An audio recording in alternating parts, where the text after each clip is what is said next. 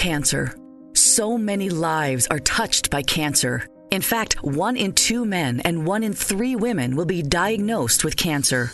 At the American Cancer Society, we're on a mission to free the world from cancer. It's a big mission, driven by little things like a ride to treatment, a free place to stay, a 24/7 helpline. But these little things are really the big things, because to a cancer patient and their family, they're everything. And every day we reach thousands of cancer patients who so desperately need these services. But we need your help to get these critical services to more people and families in need this holiday season. Go to cancer.org and join the fight against cancer. It takes just minutes to donate and help provide essential support to cancer patients and their families. Don't wait. More than 1 in 3 people will be diagnosed with cancer. Go to cancer.org right now and make a difference. Go to cancer.org.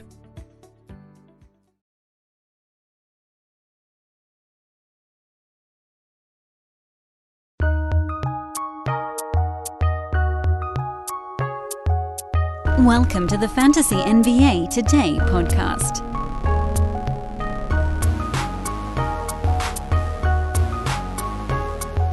You know what today is, folks? And if you don't, I'll tell you. It's Monday. That's it. That's all. It's Monday. But that also means it's reverse chronological lightning round Monday here on Fantasy NBA Today. A sports ethos presentation. Good day to you all. A merry Monday to you. I am Dan Bespris, your host. You can follow me on Twitter at Dan Bespris. And we got a weekend to review, but we do have some, I don't know, we call this breaking news because it actually doesn't impact anything until a little bit later in the week. But just from a week planning standpoint, the NBA has announced that it is postponing its first 2 games of this 2021-2022 season. The Bulls and the Pistons are being postponed. That was scheduled to be tomorrow, Tuesday, and Bulls-Raptors on Thursday is also being postponed. Basically, at this point, the Bulls are an outbreak center, and the NBA said, all right, enough's enough. You guys got to stop hanging out with one another. You got to stop traveling. We need to stop putting you guys in a position where you're going to infect anybody. Let's just get this back on track. So the Bulls are not going to play for about a week, starting from their last ball game. Depending on what format you're in, this could be a good thing or a bad thing. I think overall, from a how do I feel in my tummy standpoint, it's fairly depressing because I think we all hoped that when last season ended, or at least the regular season ended, that we'd be past a lot of this. And unfortunately, due to viral mutation and waning immunity, we're back in it again. And unfortunately, this is something that we're probably going to be looking at unless scientists, whoever, the NBA, works with them to come up with basically there's going to have to be like preseason boosting, probably, because what we've seen now from the data is that right after a booster, the odds of someone getting infected go way, way down. Unfortunately, right now, because a lot of folks got their shots 8, 9, 10 months ago, whatever it might be, you're seeing as the immunity is waning, these cases are going up. So without getting too much into the weeds there, from a fantasy standpoint, remember, this is like the most idiotic, nostalgic moment. Remember right before our fantasy drafts when everybody was like, hey, are you bumping MPJ, Andrew Wiggins, and Bradley Beal down your board because they're not vaccinated? And I was like, nah, not really. Because, they've all had it. So they're basically a same risk as everybody else who's X number of months away from getting their immunity another way. And here we are. It doesn't matter anymore. Just from a missed games standpoint, from a what sort of symptoms they have, yeah, it probably still does. Again, I'm not going to get into that part of it, but just from a missed games standpoint, we're basically back on a level playing field unless we find out who either has it currently or had it very recently or who is getting a shot very recently. And we don't have that data. Well, we have some of the data on who's fighting it, so they're probably at much lower risk for being involved in anything later on this same season. But, we know a lot of teams are fully vaccinated. We don't know when That now actually becomes part of the equation, is when. It's too much. We can't track it. I'm just a fantasy analyst, for goodness sake. So you just have to treat everything the same from this point forward. That's the solution here from a fantasy standpoint. And cross your fingers that your fantasy team doesn't get disproportionately affected by it, while at the same time, obviously, hoping that everybody is okay. I don't think we need to say that. It's a fantasy show. Feels almost disingenuous to be like, oh, but let's make sure everybody's okay. Obviously, we want everybody to be okay. Anybody that says otherwise is a jackass. But again, fantasy-wise, you just cross your fingers. On the Chicago Bulls, if you're in a head-to-head matchup this week, that kind of sucks for you. If you have Chicago Bulls and you feel like you're going to make the fantasy playoffs, it might actually be slightly helpful for you, depending on when these games get rescheduled. If you have one of the players who's out for Chicago, this is helpful no matter how you slice it, with the possible exception of DeMar DeRozan, who it sounds like was targeting a return on Thursday, and that game's now been postponed. So he's sort of a weird gray area in this whole thing. But whatever, there's nothing you can really do about it. This is the way it is. Toronto, Chicago is going to get rescheduled at some point later in the season. There's still plenty of time to do it. And Pistons, Bulls is going to get rescheduled at some point later in the season. Still plenty of time to do that as well. It is going to create some weirdness for the Bulls, less weirdness for the Pistons and the Raptors, who right now, at least at the moment, only have to have one game rescheduled. Chicago sitting on 2. I think the hope is that Chicago will have a player or 2 back by the weekend, and then you won't have to postpone anymore, and everybody's been separated long enough that no additional cases, if there are additional cases, they will occur here while nobody's seeing one another. There was also a report that I don't have a subscription to The Athletic, womp womp, but someone broke it down for me that was talking about Kyrie Irving. There's optimism that he might play again this season, although apparently if you read the actual text of the report, it just says that there is still hope that either A, he'll get a vaccine, or B, there will be some sort of relaxation of restrictions and they'll let him play road games with the team. Not so much that the restrictions in New York would change all that much, but then he would become a 1/2 of the remaining season guy, which makes him a near impossible ad in head-to-head leagues. And in Roto, if you had him already, you'd just keep sitting on it. So nothing changes there either, Kyrie Irving fantasy-wise. I got a bunch of questions this morning. I was like, should I pick him up? 9-cat head-to-head? No injured list? No, probably not. If you didn't draft him with the plan of squatting on him half the year, don't add that to your mix right now. And if you have an IL slot, someone already probably is sitting on him. The reason he's on your wire is because your league doesn't have, or he doesn't qualify, which I know happens on Yahoo right now. All right, so the NBA keeping us on our toes. Man, this sucks, dude. I'm human. Maybe that's the best way to put it. I'm human. I'm just a little bit. This is sort of a gut punch. I think seeing that first game postponed felt very real. And not that the fact that the Bulls had whatever they have, 9 players in protocols right now doesn't feel real. It just doesn't feel real until the axe really comes down on a game. The guillotine finally came down. I don't know. I hoped that we might be able to make it through the year without it. But here we are. Onward and upward. We got a weekend to cover. Reverse chronological lightning round Monday. This is one of our simplest shows to do during the week because we know exactly what to do with it. It's quite straightforward. We got Sunday, Saturday, and potentially Friday games to cover. And we'll get you reset. The most recent game for every team in the NBA. Let's start on Sunday. Milwaukee at New York. The Bucks winners on the road. Knicks continue to struggle overall and quite a lot in day games. Alec Burks was gone for the birth of a child. RJ Barrett entered COVID protocols prior to this ball game. So Quentin Grimes got his first NBA start and hit 7 3-pointers, tying a Knicks rookie record. I mean, that ain't happening again. That was classic first game explosion. I will say this, and because RJ Barrett now is going to miss probably a week and a half unless this was an exposure and not an actual positive test. I think we have the answer to that one. Derrick Rose, who I already liked as someone who was slightly above the cut line, now he moves way out in front of the cut line. He's a go. Emmanuel Quickley's probably a go. You guys know I'm not super thrilled about his fantasy stat set, but with no Barrett, and Burks might miss another ball game here. The birth of a child doesn't. A lot of these guys don't just watch a baby come out and then race back to their team. They might spend a day or two with their newborn. So that would open up, I think, enough minutes for Quickley to be usable here in the short term. When Barrett and Burks get back, well, Burks certainly has been good enough. I do still think Rose maintains just above the cut line. Evan Fournier still unable to do anything, so you go ahead and drop on that front. And Quickley, to me, becomes more of a streamer when they get back to full health. But here in the short term, fire him up. I'm not Derrick Rose level excited about it. D Rose starting point guard for the Knicks right now. He's going to put up some really nice numbers this week, I would assume. When just Burks comes back, since I'm guessing that'll be before Barrett, I'm still starting Rose. I might not start Quickley at that point.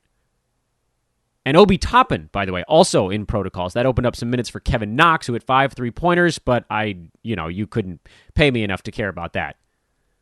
And then at the center spot, Nerlens Noel played 28 minutes, didn't score. 7 boards, 2 steals, 1 block. He's absolutely worth using in 28 minutes. This is the story of the Knicks' center spot right now. If you start at center alongside Julius Randle and the starters, you don't get to do anything. Mitchell Robinson took 5 shots in 18 minutes off the bench, had 9 and 8. No blocks, however. Both of those guys, to me, are still a hold while we sort this whole thing out. On the Bucks side, by the way, very little to care about there. Grayson Allen, Pat Connaughton, those guys have both slid back into streamer at best situation. And so you go Drew Holiday, Chris Middleton, Bobby Portis, Giannis Antetokounmpo. Those are the 4 main guys. Brooklyn beat Detroit 116-104. No James Harden for this one. KD had 51. My, oh my. He is now the number 3 player in fantasy. Just moving up the board, despite the fact that he still hasn't done all that much defensively so far this year. Kind of a remarkable little twist there, but he's been incredible. KD, everything you could want and more. Couple of rest days here and there. Hasn't really been a big enough thing to call it an issue. That was the hope.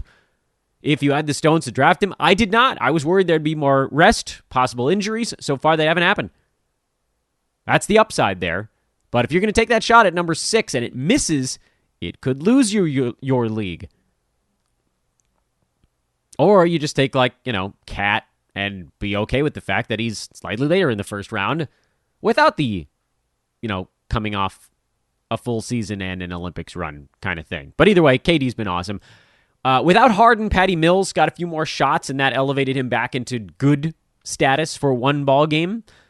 He's probably more of a streamer. I know I was kind of excited about Mills. It seemed like he was going to have a decent amount of usage, but it's tapered off in the absence of Joe Harris. It just hasn't been able to maintain long enough. So he's a streamer when Harden's back. He's a go in all formats when Harden sits, but it sounded like it was just a one-day thing anyway. And for Detroit, no Jeremy Grant. Issues, torn ligaments in his thumb. He's expected to be out at least 6 weeks. He's evaluated at about a month and a half, which puts that evaluation sort of mid-late January. And I tweeted it over the weekend. Another reason that you guys should probably be following me on social media. The first thing I tweeted after seeing the note was that there's no obvious immediate fill-in. Sadiq Bey slid up to power forward. Hamidou Diallo got the start sort of in Grant's stead, and Diallo's a mess in category leagues. We've been down this road. There are some analysts that are very excited about Diallo, and I get it because athletically he's incredible. He's a very fun player to watch. He's explosive, but doesn't hit the 3 ball. Brutal free throw percent guy. And isn't going to be a feature piece here even though he's getting the starting role. We saw that in his first game yesterday. He only played 20 and a half, roughly, minutes, despite getting the start. Frank Jackson ended up getting more run off the bench, as did Saban Lee. Although Lee, mostly the point guard backup to Killian Hayes right now. Frank Jackson did a bit more of that wing stuff behind Diallo. I guess also behind Hayes, however you want to stack he and Cade Cunningham. I don't positions. What do positions even really mean anymore? Fact number 1. it's gifting season. Fact number 2, no one returns alcohol. So this year, get everyone on your list the gift of beer, wine, and spirits delivered with Drizzly in under 60 minutes. 60, you heard that right. Right now, Drizzly is giving every new customer $5 off their first order. Just use promo code FAST5 at checkout. Download the Drizzly app or go to drizzly.com. That's DRIZLY.com. And use the promo code FAST5 for $5 off your first order. It's unbelievable. The convenience of home delivery in under 60 minutes. You get it when you need it. Shop across stores so you can choose from a huge selection. Get exactly what you want. Compare prices between stores to get the best deal that you're looking for. Drizzly is the #1 app for alcohol delivery. Again, download the Drizzly app or go to drizzly.com now and use FAST5 at checkout for $5 off your first order. This is for new customers only. And again, get beer, wine, and spirits to your doorstep in 60 minutes. Hello, this is Discover, and we take customer service very seriously. We know that if you have a question or concern about your credit card, that's a serious matter, and you need to talk to a real person about it. So we offer around-the-clock access to seriously talented representatives in the USA. Again, it's a serious endeavor. The only funny thing about it is Bob. If you call us and Bob answers, you're in for a treat. Get 100% US-based customer service and talk to a real person day or night. Discover. Exceptionally common sense. What do we do with Detroit? Well, the tweet I sent out, which I guess I haven't said here on this podcast, was stash Kelly Olynyk. This is a very short, simple, sweet tweet. Stash Kelly Olynyk. That was it. That's all I said, because I didn't have time to do a bunch of digging on it. It's the weekend. I'm doing family stuff, but the news broke, and it was important to get it out there. Kelly Olynyk got the start at power forward, the one game early this year that Grant missed before Kelly got hurt. And in that game, Olynyk, as the starting power forward, played 30 minutes and went for 21 points, 6 boards, 4 assists, 2 3 balls, and 2 steals. And I know he missed a couple of free throws in that game, but you throw out the game-to-game sample, will the shot, won't the shot kind of thing, and just understanding that 30 minutes of Kelly Olynyk in a role where he actually gets to do a little bit of stuff, so not 30 minutes of Miami Kelly Olynyk, also not 30 minutes of Houston Kelly, somewhere in between those two, is a medium usage guy, stretch 4, who can get steals, block shots, hit threes, rebound, and pass. I mean, yeah. Olynyk should be back in about 3 weeks. He's been out for around that long already, and his prognosis was somewhere in that 6-week span anyway. And with Grant out at least 6, you're looking, I would think, at somewhere around 3 weeks where Olynyk is the starting power forward, maybe more, depending on how Grant's healing goes, his recovery. Kelly Olynyk as the starting power forward on a bad Pistons team that's going to need his guidance and his offense more than anything else. He'll actually have to do some stuff on offense. That is a top 50 guy. So, at this point, to me, almost any format is one that I'm looking at him in. Roto Games Cap is a must stash at this point. And then head-to-head, if you've got an injured spot, terrific. That makes it a whole heck of a lot easier. If you don't, I still think I might do it because his upside is terrific in those games that Grant is out. And he was showing signs of kind of settling into a role even before he himself, Kelly, got hurt. As far as Saban Lee goes, I need to see this again. Frank Jackson, I would need to see it again. He didn't do anything besides hit the 3-pointers. 1 rebound, 1 assist, 1 block. That's just, you can't rely on 6 3-pointers every game. It doesn't happen. Nobody does that. Not even the best of the best of the best. With Saban Lee, at least you had steals, blocks, some assists. But best case scenario here for him is a timeshare with Killian Hayes, because that's the guy that they're presumably trying to groom a little bit. So the short answer is there's really no replacement for Jeremy Grant right now. But when Olynyk gets back, then there is. Dallas beat Oklahoma City 103-84. No Luka Doncic in this ball game, so Jalen Brunson 18 and 9 rebounds, oddly enough, 3 assists. He's a start anytime Luka is out. Moses Brown got some extra run in the blowout. Maxi Kleba got some extra run.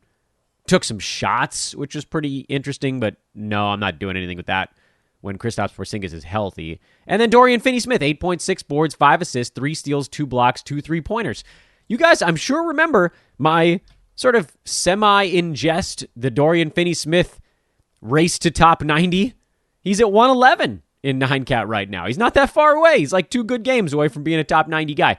To me, he's kind of a king of the streamers right now. I'm not using him in a Roto Games Cap format. With Luka out, you could maybe look at it because he probably gets 1, maybe 2 extra shots per game, and that sometimes is enough. You're talking about an extra half 3-pointer, whatever it might be.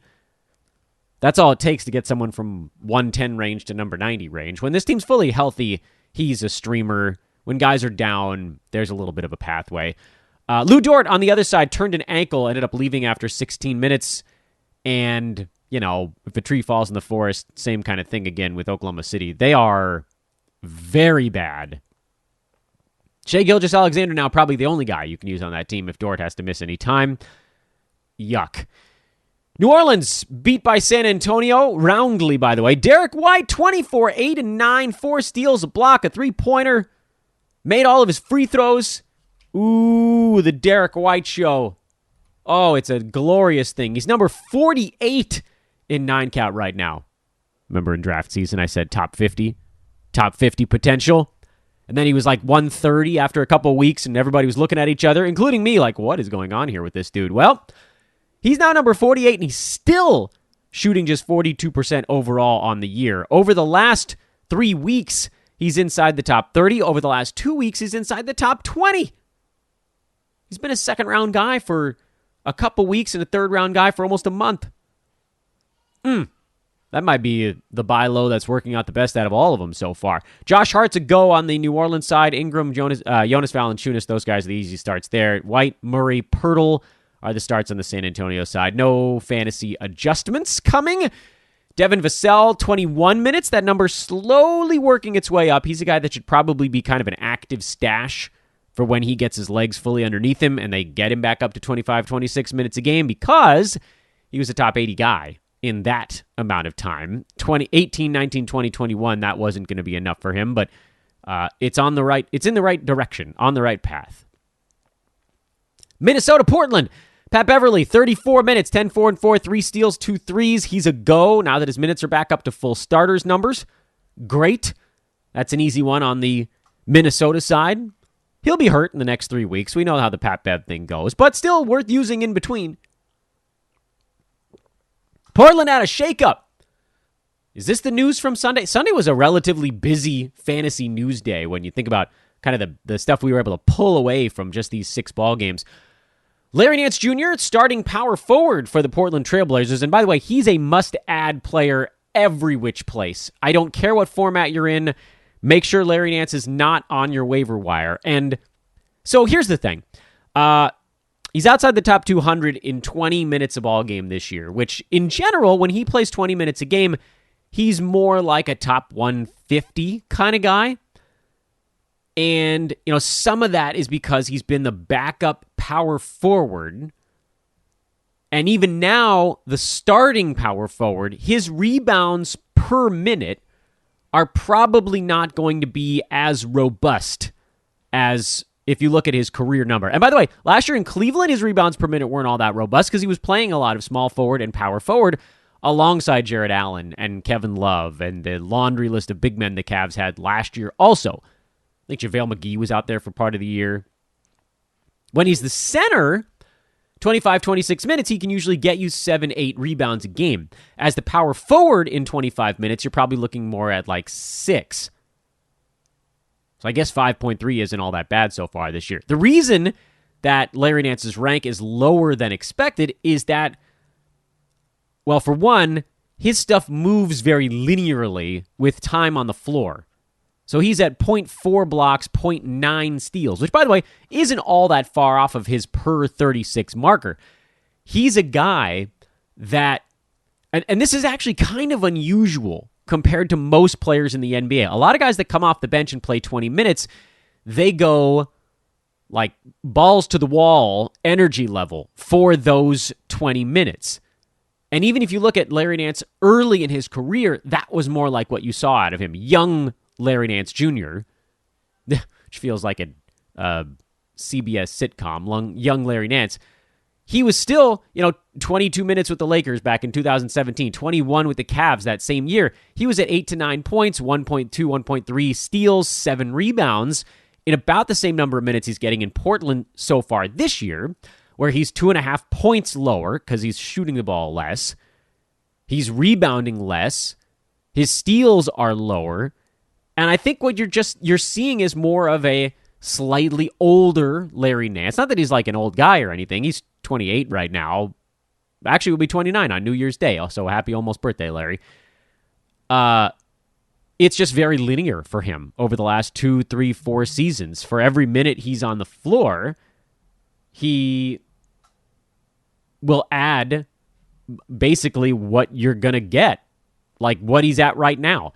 So that top 200 actually grows pretty fast as he sees additional minutes, whereas a lot of guys, when they get to 20 or they get to 22, 23, whatever it is, it levels off a little bit. That's not what we've seen with Nance. When he gets the extra minutes, stuff comes with it. Portland's been a bit of a chemistry mess here lately, but it's also worth pointing out that as a team, they are just better when Damian Lillard is on the floor, and he also made his return yesterday. By the way, Nance, 8 points, 12 boards, 3 assists, and a block in yesterday's ballgame. It would have gone over much better had he hit his 4 free throws, but he missed 2 of them, so sort of artificially moved him down the board in terms of what yesterday's numbers actually meant. Give him 25, 26 minutes on the floor. He's usually going to get you a steal or more. He's one of the better deflections guys in the entire NBA. And here's the sort of funny thing. Rob Covington ended up playing 34 minutes in this game also. Yusuf Nurkic only played 21. He had some foul stuff going on. That is, by the way, something we should keep an eye on, because maybe, I would venture to guess it probably did, contribute to slightly higher minutes for Nance and Rob Covington together. Like I might argue most of the time. In this ballgame, Nance and Covington effectively split 59 minutes. Most of the time, they're probably splitting more like 53 or 54 if Nurk plays his normal full game of basketball. And as McCollum comes back, they might opt to go smaller more and more often. So that could also shave into the Covington stuff. Because, by the way, Rob Covington, who got bumped to the bench, had arguably his best game of the year with 5 steals and 4 blocks in 34 minutes of action. He was quite active on the defensive side, got his rebounds, got his assists, only hit 1 3-pointer, but, he went 1 for 6 from the field, so on another night, he might hit 3 of those. So Rocco's a hold. Nance is an add, because, again, if he's starting, to me, there's at least an expectation he's going to get around 25 to 28 minutes per ballgame. It's just easier to get minutes when you're part of the starting lineup. He's an add. Anthony Simons at 26 points in 33 minutes. He and Nasir Little are going to be fighting for the CJ McCollum action a little bit here. Little actually has a slightly better fantasy game, which I know is weird to say after yesterday's ball game, but for Simons, he's much more scoring dependent, and he did in this ball game. He took a team leading 20 shots. I just don't see how he takes 20 shots every ball game, or if you could even consider that a good thing at all for Portland. So that was kind of fun. And then with Lillard and Simons coming back, obviously Dennis Smith Jr. is now a drop. Orlando and LA, not a whole lot to take away from this ballgame. Mo Bamba turned an ankle. If he has to miss any time, they'd probably just move Wendell Carter Jr. up to center, and you'd see more of RJ Hampton and Terrence Ross, who's on one of his weird little heaters right now anyway. I don't have the gall to start T. Ross in a games cap format. You could certainly start him in a head-to-head where, if he has a bad ball game, you just say, oh well, and move along. You just don't want to spend a game on him in a roto league. Gary Harris fell back to earth, and that's why he's, streamer level only. Franz Wagner, he's getting a lot of activity right now, so he's a go, especially if guys continue to miss time. Magic are getting more hurt as opposed to healthier. On the Lakers side, no Anthony Davis for their second consecutive ball game. Dwight Howard got the start at center. He's worth using if he's going to start at center. It feels like a pretty short-term thing, but if you need center statistics, you go ahead and drop him in there for a game or two. The rebounds were weirdly low for Dwight, but he did get 3 steals and 2 blocks and only missed 1 free throw, so didn't completely obliterate you there.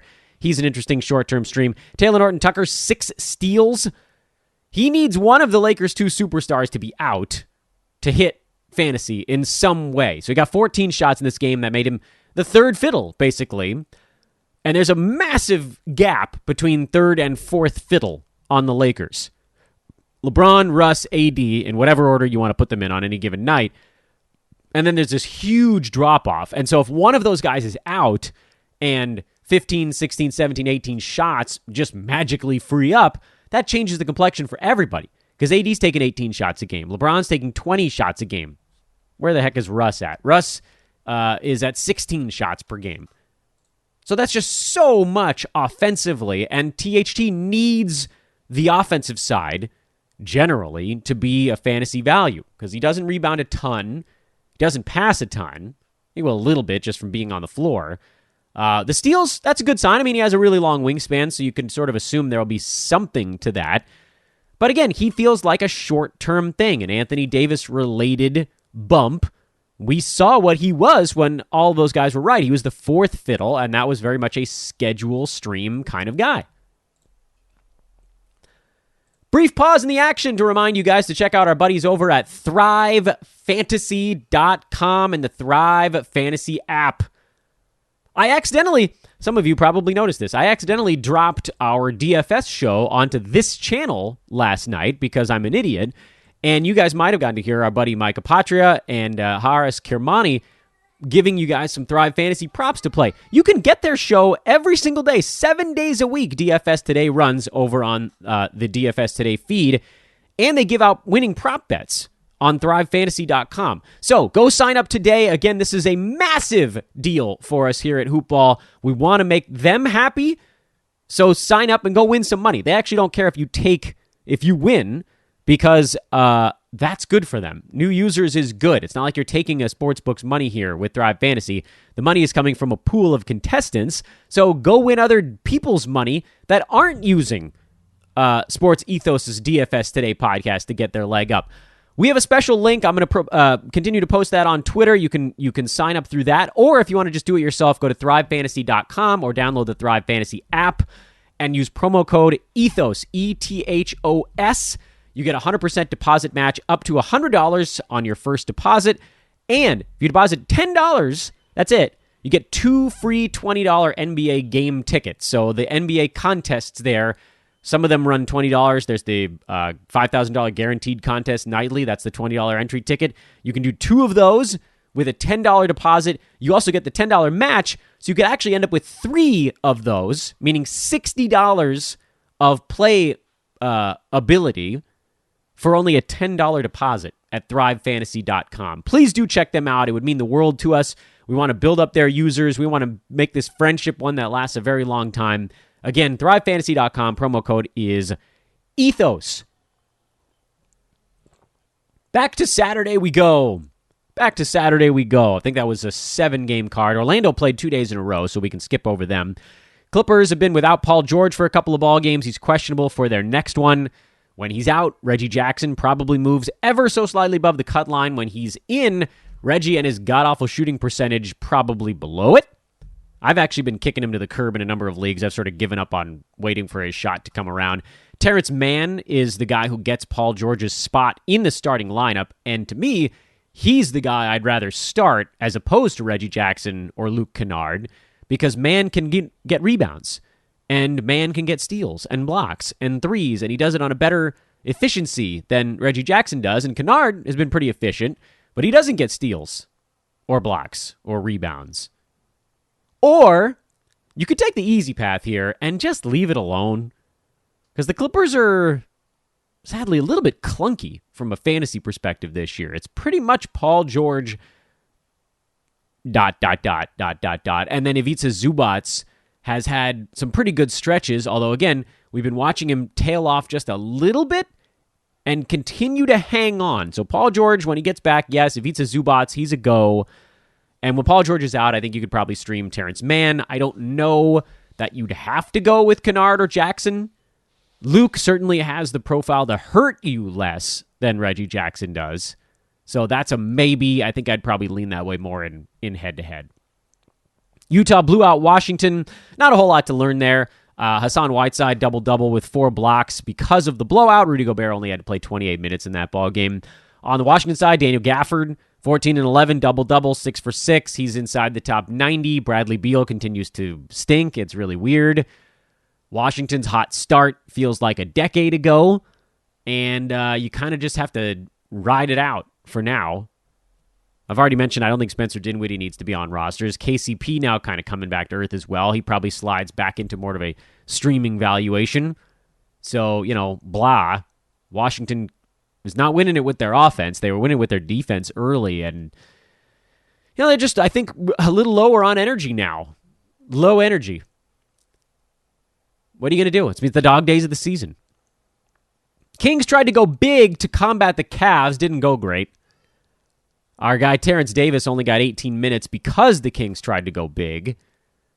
But then we got a report that the Kings are shopping Marvin Bagley and Buddy Hield again. Who knows what it's all going to mean? I'm sticking with Terence Davis. I actually found this game to be oddly fulfilling. Davis had 5 fouls in 18 minutes. It's possible he might have actually played more if not for that rather looming issue. Maybe he wouldn't have. I don't know. But they certainly looked better when he was a larger part of it as opposed to going to the Bagley-Alex Len front court here. Well, I mean, really, what? It's a bad idea. You don't have Rashawn Holmes, and you're going to go big with Bagley and Alex Len? I think at that point you might just want to go small and see if you can spread it out, because you ain't beating Cleveland in a traditional straight-up basketball game right now. Cavs are playing too well. I don't think we need to go into much on the Cavs side. Seems like Kevin Love, streamer level. Jetty Osman, streamer level. Isaac Okoro's had a couple of decent ball games. I still can't bring myself to trust it. I guess you could lump him into a stream zone as well. And then Larry Markkinen, he'll bounce back.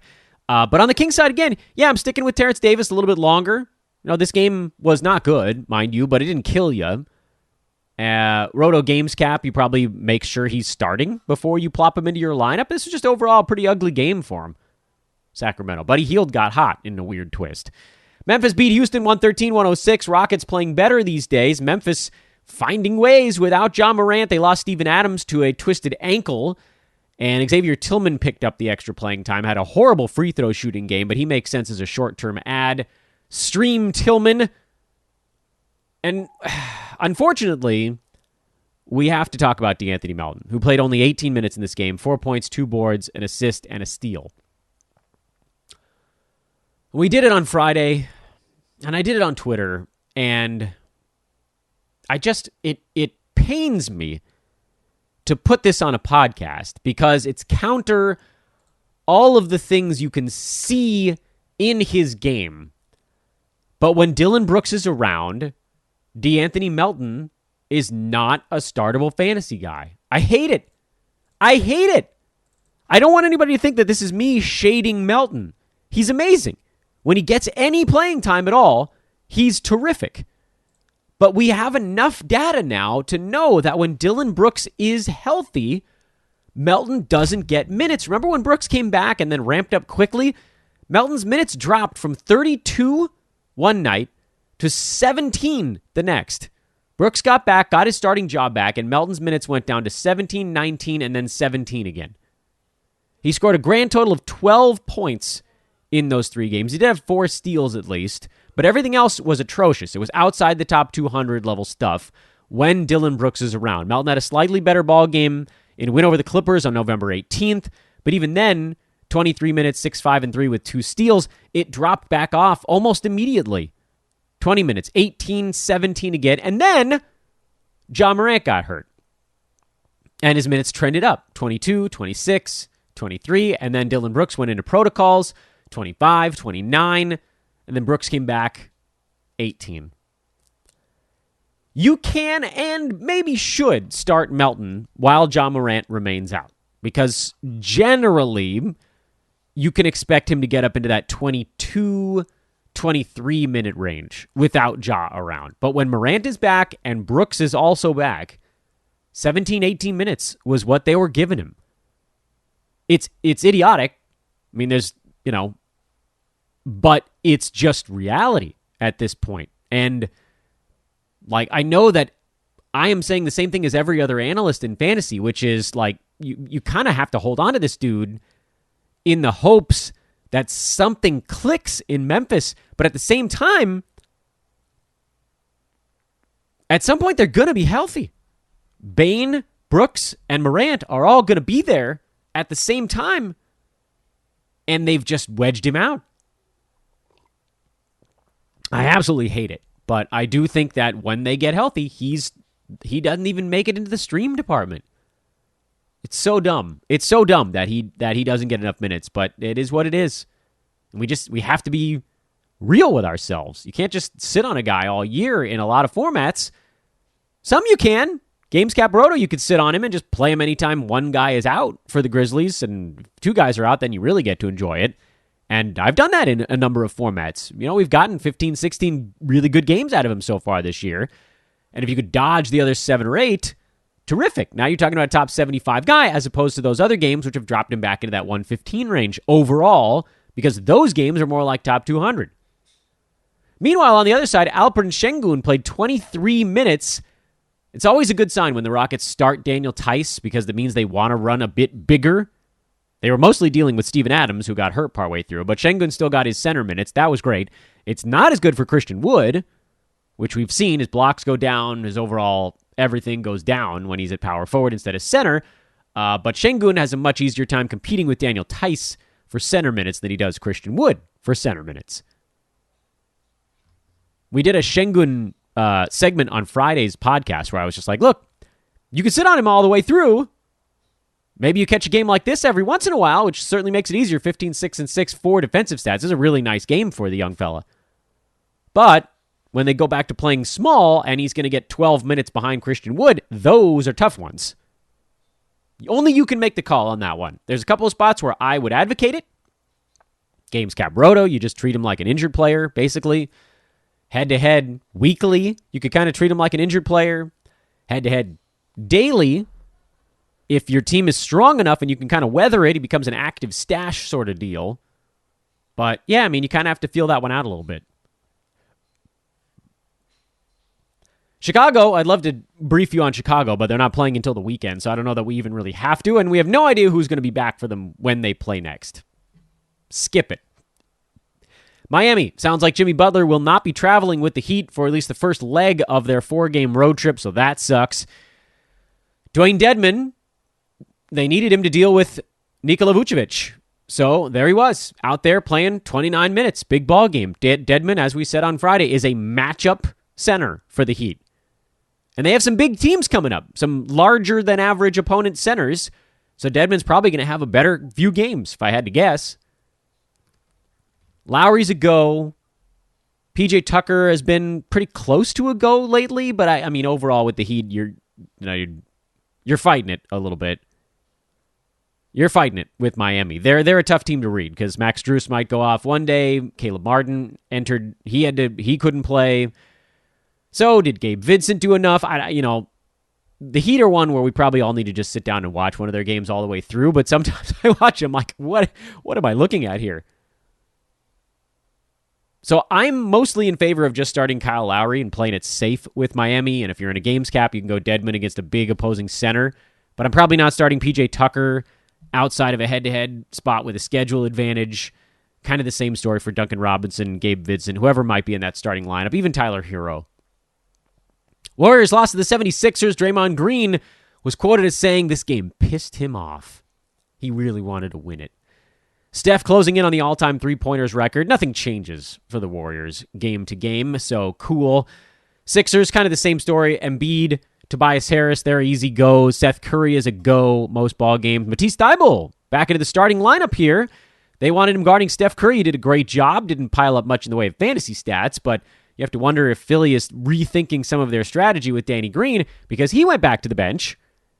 And so it's all just rich tapestry out there. I think with Thibault you probably can drop, but if this is the start of, maybe I shouldn't say you can drop because he probably got dropped in a lot of spots because he was basically not playing at all the last week.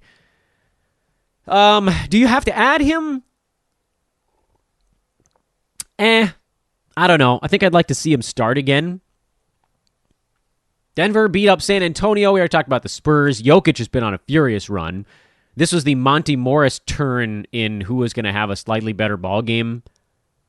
If you can guess it on any given night, congratulations. That's just not. I don't like fighting that battle. There was no Will Barton, which obviously helps. That gives Morris a few more shots. Aaron Gordon has a low back injury. There's some soreness going on there, so it's possible that Monte Morris might be worth going another ball game. I think you're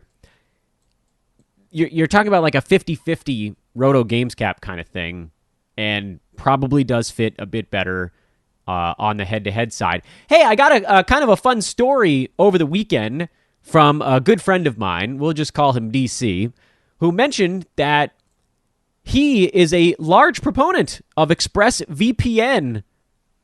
And of course, our specialty link there is expressvpn.com/hoopball. They haven't changed it. I'm guessing they're probably not going to change the promo code. We might just be stuck with that one forever. That's okay. DC, as we'll call him, lives about 300 miles away from the Thunder and about 550 miles away from the Nuggets. And his area where he lives is technically in the major team market, or whatever you call the media umbrella for both teams. So poor DC, he can't watch Thunder games or Nuggets games on League Pass and just gets screwed. Weekly, yearly, nightly. And he's not alone. This is, I think I would argue, I was talking about when I lived in Bakersfield and how I had to deal with this for Lakers and Dodgers stuff. And it's not that dissimilar in a lot of states in the middle of the U.S. that don't have their own NBA team. So they rely on kind of the nearest major team that claims their area as their own, and that might happen with a few different spots. But because of League Pass stuff, maybe they don't get the cable company that carries it. If you are in one of those situations, and again, it doesn't have to be the middle of the U.S., but I think perhaps it's more common out there just because of how much distance there is between teams, with ExpressVPN, one button, and you can be in a different place. You can magically transport yourself to Toronto, to Singapore. You can be anywhere. They can't know your location or your browsing information. So if you're stuck in one of these spots and you're like, all I want to do is watch my damn team play basketball, I'm more than willing to pay the $200 some odd for League Pass or whatever it runs these days. I'll pay. I don't want to steal anything. I just want to watch it. This is how. Go to expressvpn.com/hoopball, get a VPN, protect your privacy, and watch your team's games without idiotic blackout restrictions. Because they're really not fair, especially to those folks that are willing to pay for the services to get their games. You should be able to watch the team you want to watch. It's just not that hard. Aside from the, one time every 3 weeks that the Nuggets end up on a national game, or the one time every season the Thunder do, in this particular case. So thank you, DC, for that story. Everybody, please go to expressvpn.com/hoopball. Get 15 months for the price of 12. Bonus 3 months on your membership using that URL. Once again, expressvpn.com/hoopball. A couple teams didn't play over the weekend, so we got to go all the way back to Friday and make sure we cover them. Charlotte Hornets. Terry Rozier expected back for their ball game. Thank the good Lord. PJ Washington also expected back. He was a non-COVID ailment that kept him out. So you'll see more PJ Washington. He'll go back to what he was doing prior to his very short absence. Terry Rozier, I would assume, slots in for Cody Martin, but I'm not certain. He might slot in for Kelly Oubre if they want to bring him off the bench and take a ton of shots. Either way, there's plenty because James Bouknight took 14 shots in their last ball game. A win, by the way, over the Sacramento Kings, and his role will shrink considerably. Rozier is going to do all kinds of stuff, provided he actually has his wind back. Remember, he was in protocols for COVID, but he's going to do a ton. Oubre, Martin, those guys remain terrific streams for the Hornets here in the near term. Indiana beat Dallas back on Friday. Pacers have been weirdly playing better since their whole team got put on the trade block. I guess we'll see how that whole thing shakes out. Justin Holiday's getting close to coming back. He's working on his reconditioning now. We'll see what that does to folks like Chris Duarte, O'Shea Brissett coming off the bench, Keelan Martin, guys that have been kind of wing or forwardy. LeVert's been playing a little bit better. Maybe you can keep that going. Sabonis, Miles Turner, those guys are fine. Brogdon, that's fine as well. I think with Duarte, he's probably good to go here, but just keep an eye on it. There is a magical universe where Justin Holiday takes enough away from him that pushes him back out into kind of a streamer platform.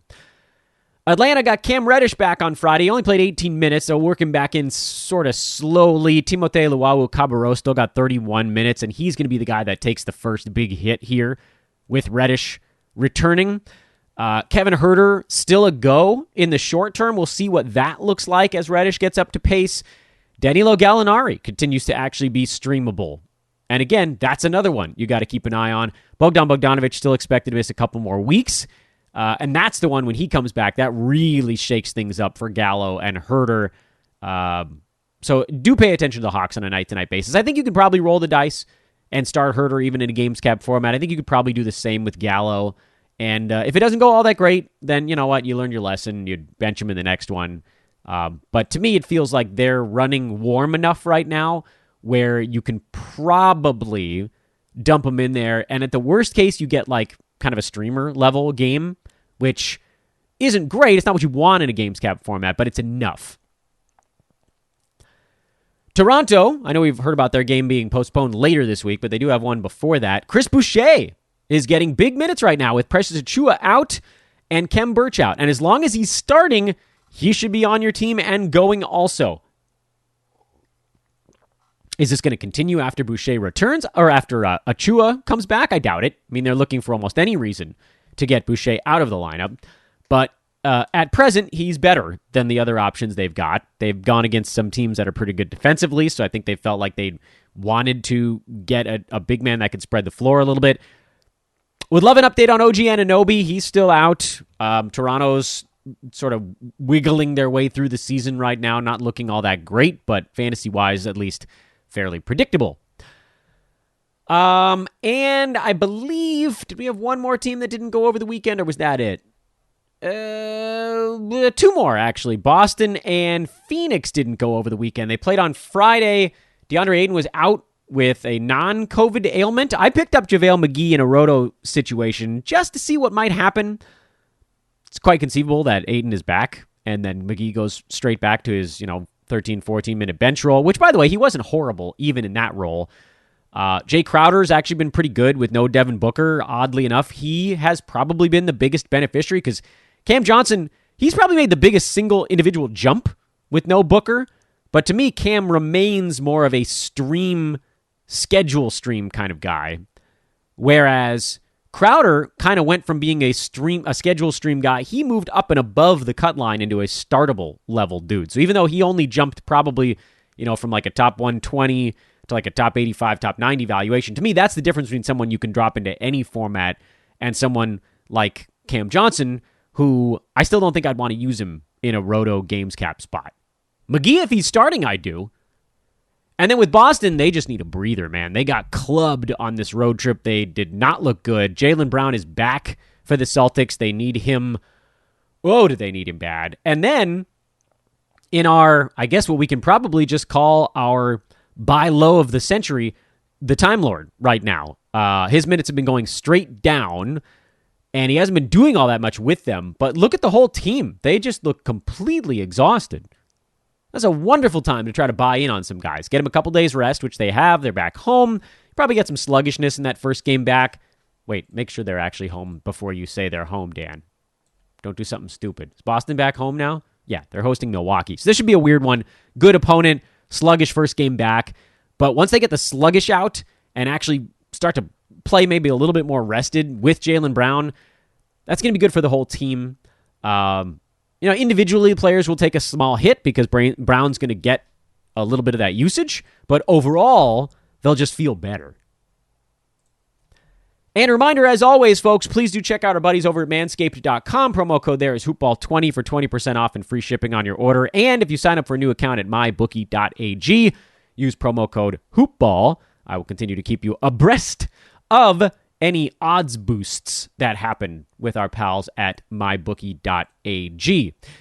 We are recruiting at Sports Ethos as well. Please do hit me up if you have any interest in being a part of our building now. We're building out a football division. A baseball division is also down the line, so don't stay quiet and shy if you're more baseball and you're like, well, he only said football. Hit me up either way on Twitter at Dan Bespris or email roster@sportsethos.com if you don't have social media. But you really need to get social. If you're listening to a fantasy basketball podcast, you need to be on Twitter because you can get your information so much faster there. And then you can, if you like, still rely on me to sort of parse it, analyze it, and tell you what to do with it. But it's pretty important to know who's in and who's out in a timely fashion. I've been running some polls on Twitter over the last day to figure out what everybody thinks of Damian Lillard as well. I think there may be a buy low opportunity with him if we jump on it perhaps before he goes on a little run here. I'll update you guys as I get a little more info on that department as well. And that was Reverse Chronological Lightning Round Monday. I'm tired. My voice is shot. Let's rotate the old calendar to the following day. Hit me up on the Twitters. Would love to talk to you over there. This is Fantasy NBA Today, a Sports Ethos presentation. SportsEthos.com and Ethos Fantasy BK on Twitter. A lot of you guys went and followed Ethos Fantasy BK on Twitter. Thanks for doing that, folks. I guarantee you're happy you did. Okay, we'll talk to you Tuesday. So long, everybody.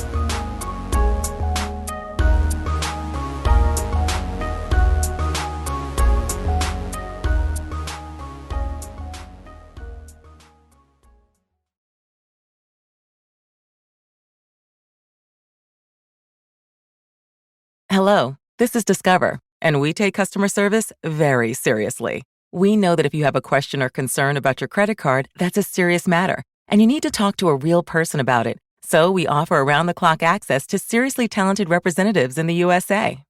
Again, it's a serious endeavor. The only funny thing about it is Bob. If you call us and Bob answers, you're in for a treat. Get 100% US-based customer service and talk to a real person day or night. Discover. Exceptionally common sense. More than 1 in 3 people will face cancer in their lifetime. Unfortunately, fear can stop you from getting your cancer screening, but it won't stop cancer. Early detection can save your life. Don't wait for symptoms to appear to act. Cancer screening is safe, effective, and accessible for everyone, including free or low-cost screening programs. Go to cancerscreeninfo.com right now for free screening resources and recommendations from the American Cancer Society. Don't wait. Early detection can save your life. Go to cancerscreeninfo.com today. cancerscreeninfo.com.